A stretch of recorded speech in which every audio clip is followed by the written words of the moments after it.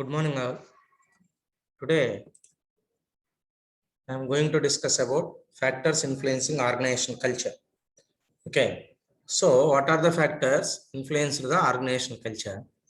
So in an organizational culture begins through various forces. Once organizational culture is created, the culture is sustained through various other factors. Once you have to develop the organizational culture, so various factors are influencing the organizational culture. After this stage, cultures are formed and then employees learn culture by merely existing in a particular cultural environment. Okay, so after this stage, then cultures are formed and also then employees learn culture. Okay, so after you are creating the organizational culture, then the employees are slowly learn the organizational culture and they are following that organizational culture. Okay, and let us now learn the beginning of culture, sustaining the culture, formation of culture, and learning the culture by employees. Okay, so there are the important phases. One is the learn the beginning of culture, first step, and second step is sustaining the culture. So how you are sustaining the culture? That means how you are protecting the culture. And then next one is formation of culture. Then how to form the culture. Okay. Then next one is and learning the culture. Okay. Next one is and learning the culture. Okay. Then this is the process of the culture. Okay. So beginning of the learn the beginning of the culture, sustaining the culture, formation of culture, and learning the culture. Then the process of culture creation occurs in three ways. Okay. So first one is employers only hire and keep employees who think and feel the way they do. Okay. So employers only hire and keep employees who think and feel the way they do. Okay. So employers, that means the management people are hired the employees and who think and feel the way they do. Okay. Then suppose when at the time of recruitment, the management people are seeing which people are sinking to our organization culture. Okay, so they are preferring that persons. Okay, then next one is employers indoctrinate and socialize these employees. Okay, then those who are selected in the interview, then they are trained to according to the culture, and the management is giving priority to that persons, and the management is try to socialize these employees into the organization culture. Then top management own behavior acts as a role model that encourages employees to identify with them. Okay, so top management own behavior acts as a role model that encourages employees to identify with them.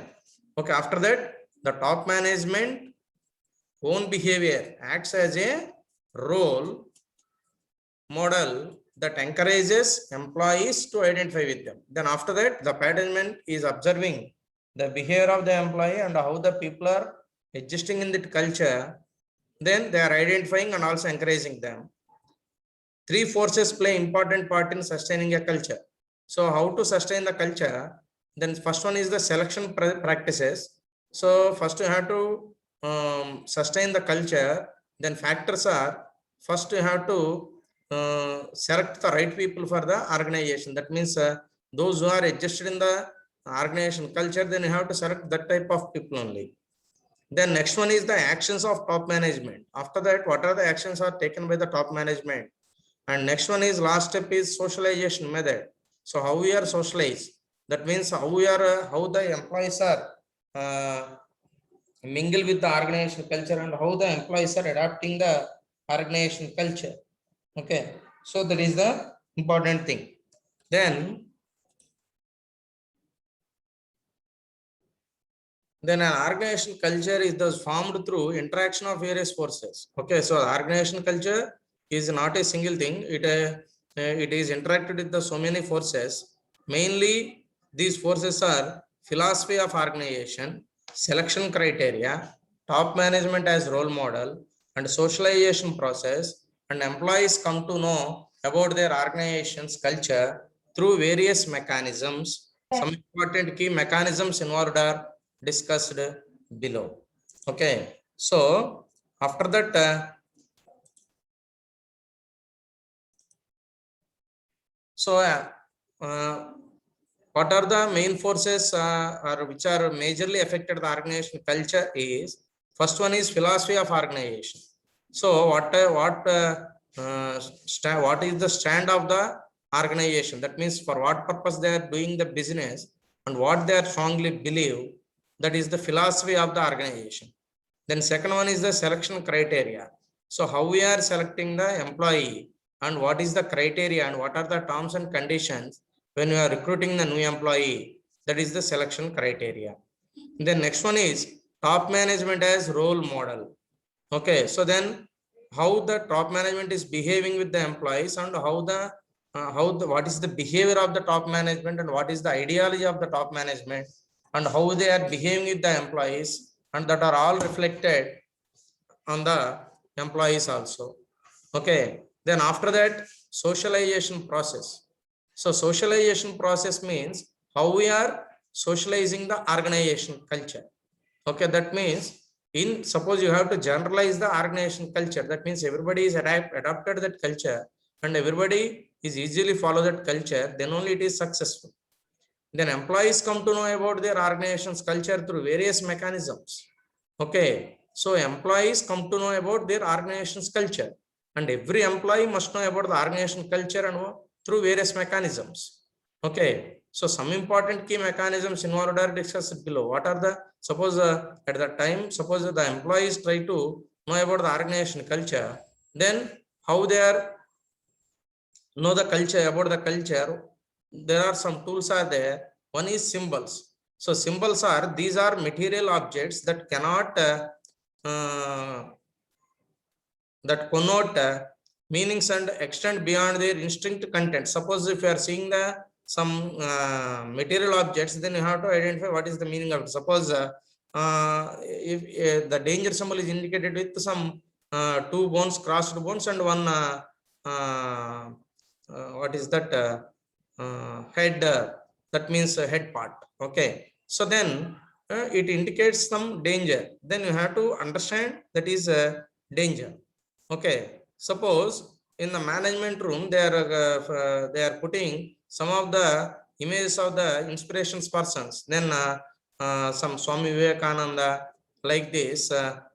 So then they are putting these images in the room, in the management room, then it indicates they are following these persons' ideologies.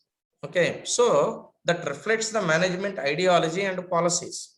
Okay, then after that, the stories. The story is also another important factor. Illustrate key aspects of an organization's culture, and telling them can effectively introduce or reaffirm those values to employees. Okay, so after that, story is also a very, very important tool. So it illustrates key aspects of an organization culture. Okay, so it indicates, it illustrates key aspects of an organization culture, and telling them can effectively introduce or reaffirm those values to employees. Then these are the same stories are tell to that persons, the employees, then they are also knowing about the moral values. Okay, that means stories means what the experiences and how we are behaving the others, and at that particular situation how we are reacting. So these are all these are all like in the form of a stories, then you have to tell to others, then they are also try to learn. Then jargon. So jargon means it is the special language that defines a culture. So that means you have to develop a new language. That means you have to represent the culture in a form of a new language or a special language. Then it indicates, it creates an impact on the employees. Okay. Then ceremonies. So ceremonies means you have to conduct some ceremonies, that means some celebrate functions or like this, some events. Then you have to strongly represent the ideology of the management and what is the organization culture and what is the importance of organization culture, why all the employees are following that culture. Okay, so these are repetitive sequences of activities that express and reinforce the key values of the organization. Okay, so these are repetitive sequences of activities. Okay, so regularly it is continuously, that means it is repeatedly going on. So and it expresses and reinforces the key values of the organization. Okay, and after that, which are more important goals, which are important people, and which are expendable. Okay, so such special events commemorate corporate values. Okay, then after that, statement of principles. So statement of principles means it is done to define culture. In writing, some organizations have explicitly written their principles for all to see. Okay, so it is done to define culture. Then after that, you have to define the culture. Then in writing, some organizations have explicitly written their principles for all to see. So some of the organizations are very particular about, they are strongly believe the principles, then they are completely focusing on that. Okay, so they are following some of the principles in personal life also. The same thing will be reflected in the organizational culture also. They want to try, they want to tell that the same values they are following, the employees are also following the values, the same values.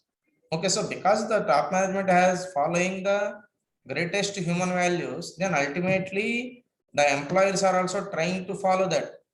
So because the management is not having the management is not following any activities, suppose any values, how the employees are following the values? Okay, so they don't have any moral values. They don't follow any human values. The management is not following any of them. So then how the employees are following that?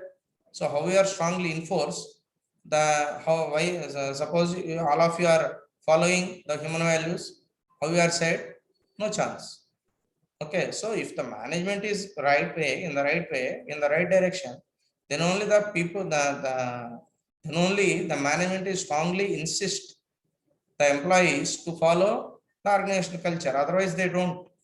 Okay, so right. So then, impact of organizational culture. So impact of organizational culture means what is the impact of the organizational culture on organization and employees? How it shows impact on the employees under the organization. Okay, so then various studies have suggested that there are some factors responsible for making the organization cultures. Okay, so various studies have suggested that there are some factors responsible for making the organization culture. Okay, so more successful than others, one study by Cotter and SKT indicate that culture has a strong impact on the performance of organization. So based on the study of Cotter and Heskett, organization culture has a strong impact on the performance of organizations. Okay, the study has 4 main conclusions. After the study, then they are giving 4 conclusions after the completing of the study. Then what are the conclusions are? One is corporate culture can have a significant impact on a firm's long-term economic performance. Okay, so corporate culture can have a significant impact on a firm's long-term economic performance. Then it shows an impact on the financial. So economic performance means the financial portion of the organization. So it shows a major impact on the economic performance. That means the financial performance of the organization.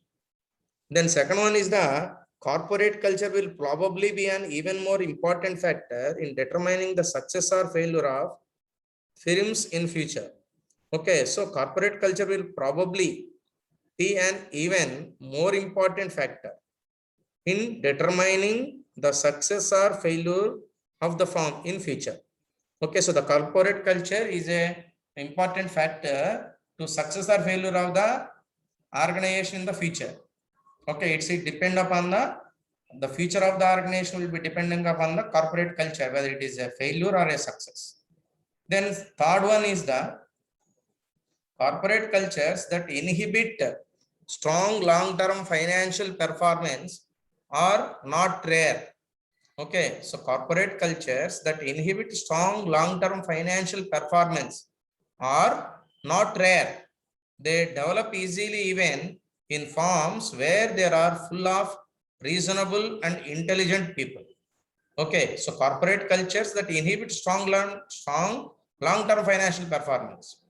So if we are getting a financial performance, long-term financial performance, then you need a corporate culture. So without corporate culture, then we are not able to getting the long-term financial performance. Okay, so we are not expect the strong long-term financial performance, even in farms where there are full of reasonable and intelligent people. Then after that, though to change, corporate cultures can be made more performance enhancing. Okay, so the corporate to change, suppose corporate cultures can be made more performance enhancing. So the corporate culture is facilitated to enhance the performance of the corporate, that means organization. Okay, so these are the 4 conclusions after the study of the Kotter and Hesketh. Then next important thing is the relation between the culture and person. So compatibility in between the culture and the person. So then culture is basically not a subject of evaluative study, rather is basically a descriptive study. Okay, so culture is not a subjective matter, so it is a psychological matter. Evaluating study, rather it is basically a descriptive study. Okay, so we are elaborately studying about the culture. So every type of culture has its functional as well as dysfunctional aspects. Okay, so every type of culture has its functional as well as dysfunctional aspects. So it would be interesting to see that different types of culture suit to different types of persons. So one organization culture is suitable for some of the person and some of the organization culture is suitable for some of the persons. So it is vary from person to person. Then study of Goffey and Jones suggests that there are 2 factors. So the study of the Goffey and Jones, they are suggesting the 2 factors regarding this issue which determine organization culture. The first is sociability. First important thing is the sociability. It is consistent with a high people orientation, high team orientation, and focus on process rather than outcomes. Okay, so sociability means it is very consistent and also it is a high people orientation, then also high team orientation, and also there is a focus on process rather than outcomes. It does not focus on the outcome. It is only focusing on the process. What we are doing only focusing on that, remaining all are not considered in this issue. Okay, then the 2 dimensions may be either high or low in a particular culture. Okay, so the 2 dimensions may be either high or low in a particular culture. Okay, then the second is solidarity. Okay, the second thing is solidarity. Okay, solidarity means it is a measure of task orientation and is consistent with high attention to detail and high aggressiveness. Okay, so it is a measure of task orientation. Okay, so it is a measure of task orientation, is completely focused on the task orientation. So then it is also consistent with high attention. So it always pays the high attention to detail and high aggressiveness. Okay, so there high aggression, that means the people who are having this solidarity, then they are more aggressive rather than others. The 2 dimensions may be either high or low in a particular culture, whether someone, suppose the first one is high, second one is low, or first one is low and second one is high, but the 2 are there. 2 are very important in culture. Okay, then these 2 dimensions need 4 types of distinct organization culture which are discussed below. Based on these 2 dimensions, the culture again is divided into 4 types. Organization culture is divided into 4 types based on the 2 dimensions. One is sociability, second one is the solidarity. Okay, so first type is networked culture. That means high on sociability, low on solidarity. Already I told you. So one is high, one is low. Okay, so high on sociability and low on solidarity. So positive aspect of this culture is open sharing of information. Negative aspects include tolerance for poor performance and creation of political clique.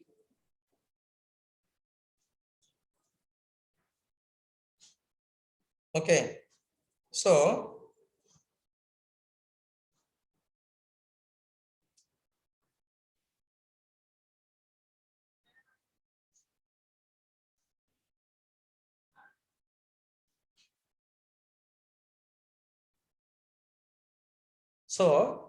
positive aspects of this culture is open sharing of information. So in this networked culture, everything is open and also sharing of information. Okay, so open sharing of information. There is no disclosure of anything. So everything is shared to all the people.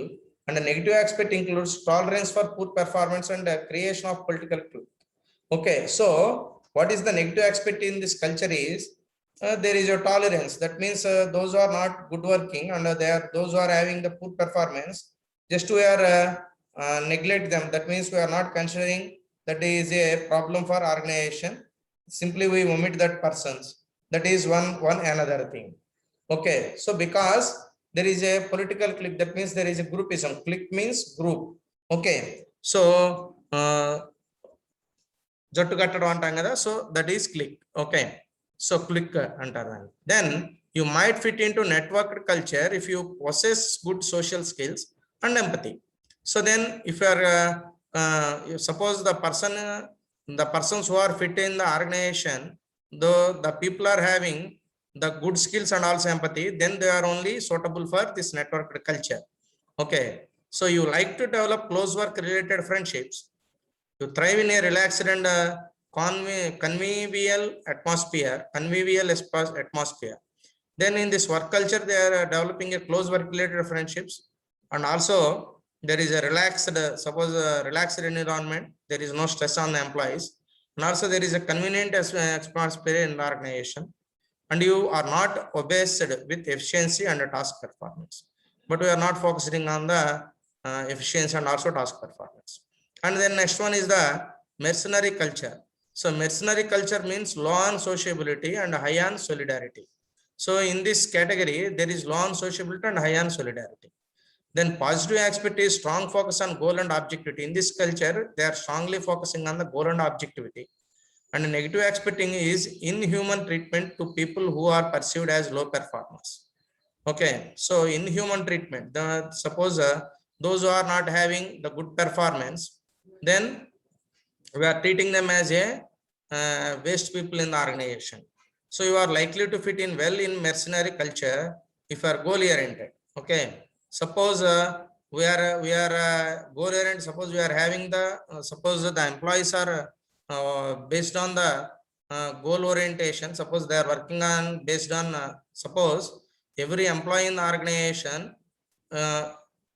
is working towards how to achieve the goal, and every employee has goal orientation, then only they are fit for the mercenary culture. And thrive on competition like clearly structured work tasks. Okay, so enjoy risk taking and are able to deal openly with conflict. And there is some risk taking, and also there is a structured task, and they are able to deal openly with conflict. And also the employees are ready, or management are ready to with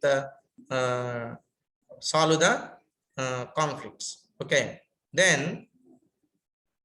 next one is fragmented culture. Okay, so fragmented culture means low on sociability and low on solidarity. So both are low. Okay, so fragmented culture, employees are judged solely on individuals productivity. So it is purely based on the individual productivity of the employee. That means how many units are produced by each and every employee. We are focusing on that only. Okay, so negative aspects includes excessive critic picking of others and absence of team spirit. Okay, so there is excessive critic picking. Okay, so critic picking means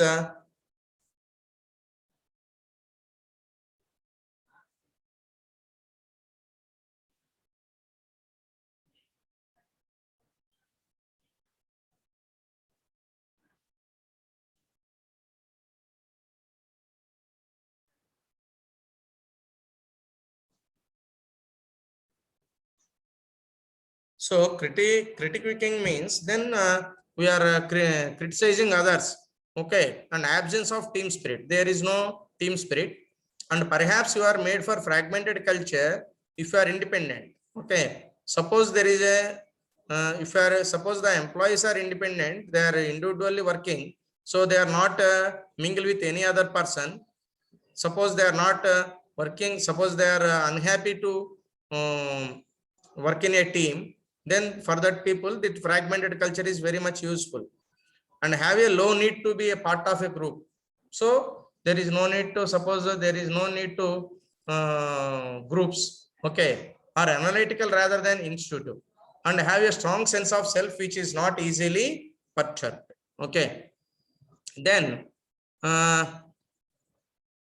after that and have a strong sense of self, then everybody is knowing about them, they have self-awareness, and which is not easily perturbed. Okay, so then it is we are not easily understanding the others feelings.